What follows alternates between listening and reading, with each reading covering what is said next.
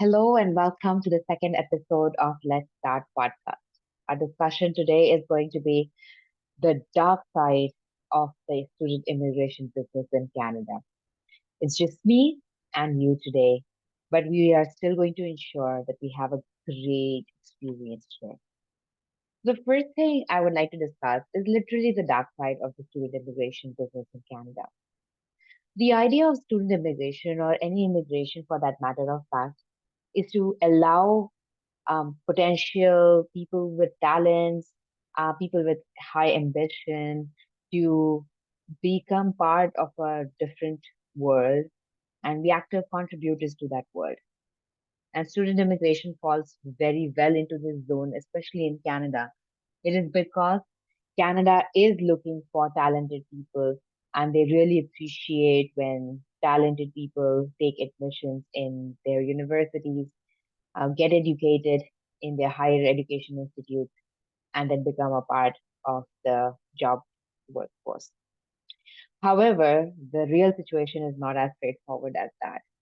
The real situation is that there are so many institutes that are coming in by the dozen. It becomes impossible to differentiate in terms of the quality of the institute, whether a learning institute will be the right place for that particular course or for even that particular person. These institutes may sometimes be very close to the core city, or they sometimes might be very further from, increasing traveling distances from denser populations to very, very, very thin population. What happens is that, and this is something that a lot of students are unaware of, they have been shown this extremely rosy picture, and for all good reasons, where they are encouraged and they are made to see this vision of a better lifestyle, um, and these fascinating things of a new country. However, they are not told about the amount of effort or commitment or the trade that they would have to make for making this decision to move to Canada. The first trade is literally trading people that you know with complete strangers or barely familiar people. You leave your home, familiar family members, parents, siblings, friends, neighbors, and you move to a completely different country where you may have been a visitor before. However, now you have moved to this country to call it home, at least for a good part of your life. It's a, it's even if you are well traveled, it could be a culture shock. It could be that just being far away from that familiarity of friends and family would be very troublesome. And one very important thing, being a Canadian also involves being able to do everything by yourself. You are your own driver and you are your own passenger. You are your own cook and you're also your own customer. You are everything by yourself. There are certain social luxuries which could be very much accessible in home countries that once you come to Canada may become scarce or sometimes not at all. And so it is very important to be ready with this mindset of dealing with that unfamiliarity, of um, readying your own mind to come in face to face with that unfamiliarity and learning about what others have done and what you can do to overcome those challenges that will come your way.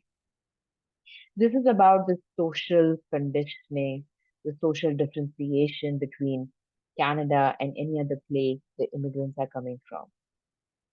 The second is the institution that students are selecting to come to Canada.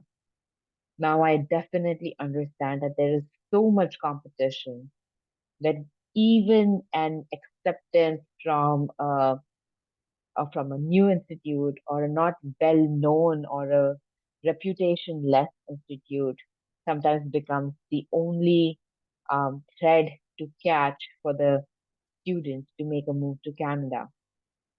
While I understand the desperation, I think it is also important to highlight that after that desperation, if the institute and the course that you are completing from that institute has no ground, has no reputation, life will continue to be challenging in Canada.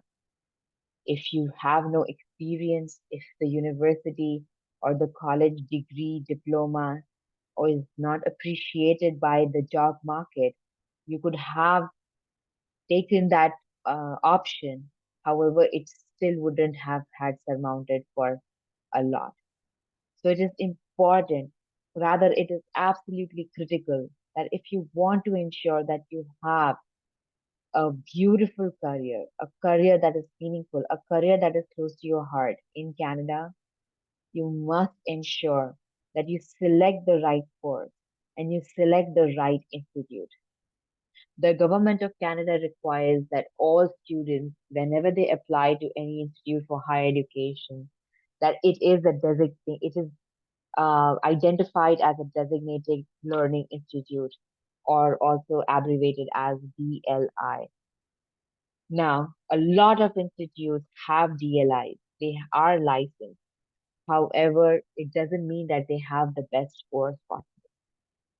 So, two tips that I would like to give you at this point of time in terms of appreciating and evaluating an institute and the course is to look at the history of the institute. How long has that college, that university been around? If it is anything less than 5 years, I would say please, please, please look at other options. And the only reason is because that institute has very, very little grounding. If they are providing a 4 year degree program, they would have just had their first batch of graduates if they are under 5 years. And if they are providing more than just that, then the difference would be even much so. So it is very important to look at the history of an institute. If it is anything less than 5 years, my recommendation would be try to look for a better institute with a better history. The second tip that I would like to give is that whenever you're selecting courses, try and look for courses that are close to core courses as possible. To give you an example, let's say if you are looking for a course for a bachelor's degree in physics, the best option for you at that point would be to go for a course that says bachelor's in physics or bachelor's of science in physics major.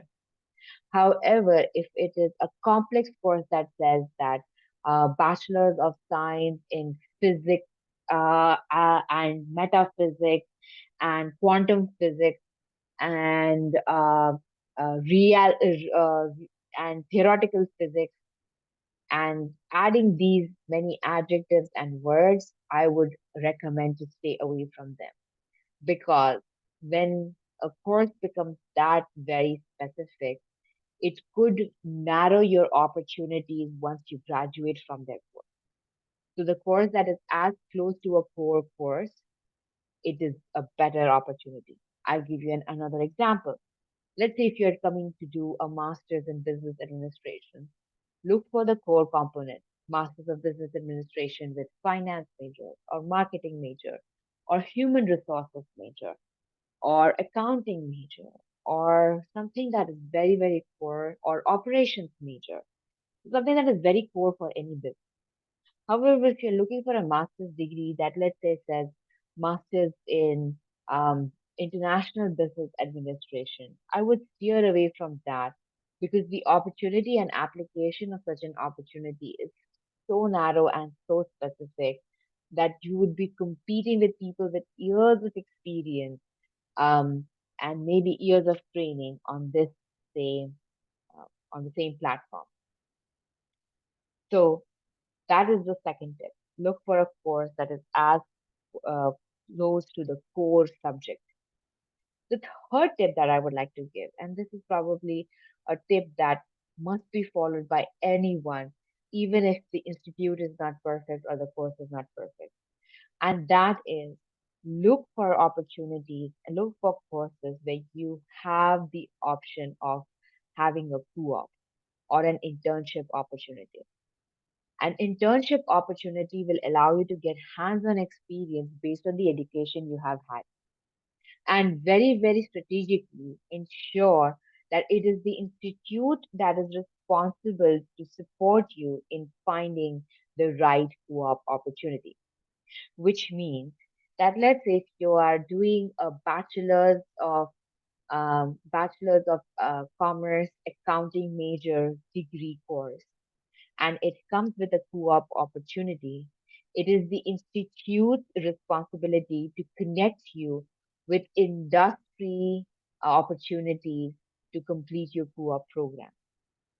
If they say that it is going to be your responsibility, I would say to steer away from those courses. The only reason is because you may not be as familiar with the job market as an institute with a good history and reputation should be.